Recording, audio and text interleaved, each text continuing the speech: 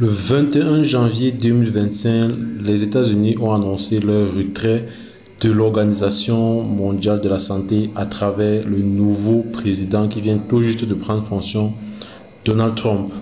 Et il a justement évoqué une gestion très inadéquate de la pandémie à coronavirus et une influence jugée, selon lui, excessive des autres États dans l'organisation. Également, il a évoqué le fait que les États-Unis contribuent trop, assez à son goût, au financement de cette organisation.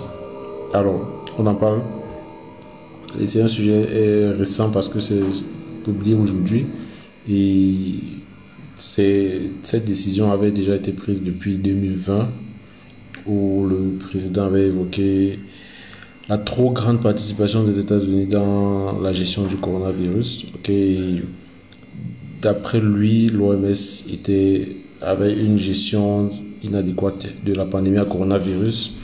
Et donc, il a décidé, s'il reprend fonction, de quitter cette organisation qui, selon lui, cause beaucoup plus de tort aux États-Unis que de bien. Alors, il faut bien comprendre, l'Organisation mondiale de la santé, c'est un démembrement des Nations Unies. Et lorsqu'on parle des Nations Unies, c'est donc toutes les Nations Unies qui forment l'ONU et qui ont mis en place plusieurs démembrements. Il y a par exemple l'UNICEF, il y a l'Organisation mondiale du commerce, il y a l'Organisation mondiale de l'alimentation, World Food Programme.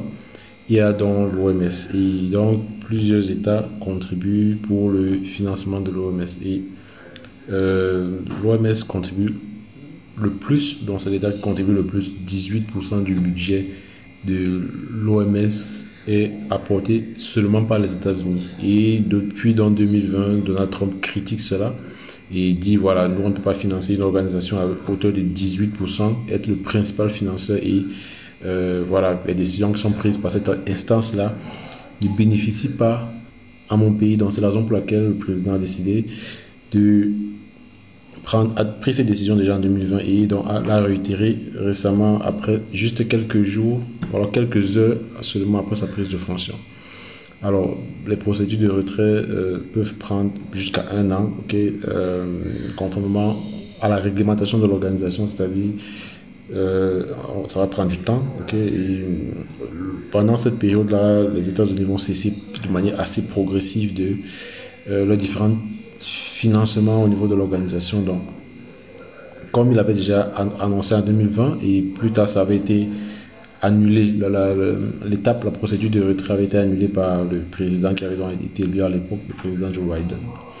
Alors, il y a eu donc des réactions internationales suite à cette décision-là, notamment de la part déjà de l'OMS qui a exprimé son profond regret en soulignant l'importance de la collaboration internationale en matière de santé publique, parce qu'on sait, lorsqu'on parle de santé publique, on se rend compte qu'on est interconnecté, il n'y a pas un système dans lequel la santé d'un pays va être complètement indépendante de la santé des autres pays. On a vu avec les différentes épidémies, on peut être affecté parce que il y a un virus qui circule dans notre pays avec les mécanismes de transmission qui sont de plus en plus facilités avec les aéroports et ainsi de suite. Donc, l'OMS a donc rappelé aux États-Unis qu'en tant que membre fondateur depuis 1948, la date à laquelle l'organisation a été fondée, ils ont joué un rôle crucial dans plusieurs initiatives sanitaires mondiales, notamment dans la lutte contre les maladies comme la variole, la poliomyélite. Et parallèlement à la décision à la sortie de l'OMS, il y a également la Chine qui a réaffirmé son soutien à l'OMS en soulignant son engagement et a promis de renforcer de plus en plus son engagement en matière de multilatéralisme, de coopération internationale en matière de santé. Donc, il y a eu le porte-parole de Pékin qui a exprimé clairement son intention de renforcer les collaborations de l'Organisation mondiale de la santé pour soutenir de plus en plus le système de santé en Afrique et également dans la lutte contre les épidémies. Quelles peuvent être les implications de la sortie de l'Organisation mondiale de la santé sur le plan mondial? Déjà, on a un financement qui sera réduit. qui, comme je vous l'ai dit, les États-Unis à eux seuls contribuent le plus. C'est le pays qui contribue le plus au budget de l'OMS. On parle de 18%, ce qui vaut plusieurs milliards. Et en tant que donc, principal contributeur financier, le retrait va donc entraîner la diminution des ressources disponibles pour financer plusieurs programmes. On évoque notamment le programme de lutte contre la tuberculose qui nécessite assez d'argent. Okay. Le VIH également et le paludisme pourront être beaucoup plus affectés. Et bien évidemment, lorsqu'on a une baisse de financement aussi, on peut s'attendre à ce qu'il y ait une baisse en termes de personnel, de staff qui travaille. Comme autre impact, on a également le leadership mondial qui sera beaucoup plus affaibli. L'absence des États-Unis va créer un vide en termes de leadership sur les initiatives de santé mondiale qui pourront donc réduire la réponse coordonnée en matière de crise sanitaire mondiale. Même si on sait que la Chine qui a décidé de se positionner, mais est-ce qu'elle va accorder autant de financement? Ça, c'est la question. Alors, l'influence accrue de la Chine également peut être invoquée comme autre impact de cette décision-là, parce que vous savez, la Chine s'incruste beaucoup dans la politique internationale de plus en plus, et donner une telle place à la Chine, est-ce que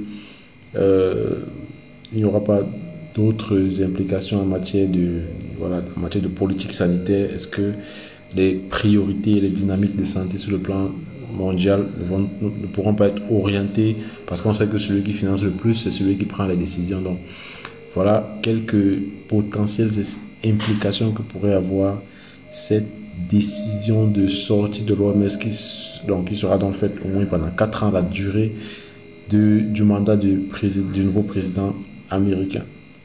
Voilà ce que je voulais partager avec vous. N'oubliez pas de vous abonner et d'activer la cloche de notification pour ne rien manquer à chaque fois qu'on publie une nouvelle vidéo. N'oubliez pas également que Parlons de santé publique, c'est une plateforme digitale pour tous ceux qui souhaitent être accompagnés, les jeunes chercheurs et étudiants qui veulent être accompagnés dans la rédaction de vos projets de recherche, de vos protocoles, l'analyse de vos données statistiques qualitatives, également la relecture de vos travaux. Vous pouvez nous contacter à travers l'adresse email qui s'affiche dans la description de la vidéo, et on va mettre à votre disposition une personne qui va vous aider dans vos différents travaux. On se revoit pour une prochaine vidéo. Sentez-vous bien.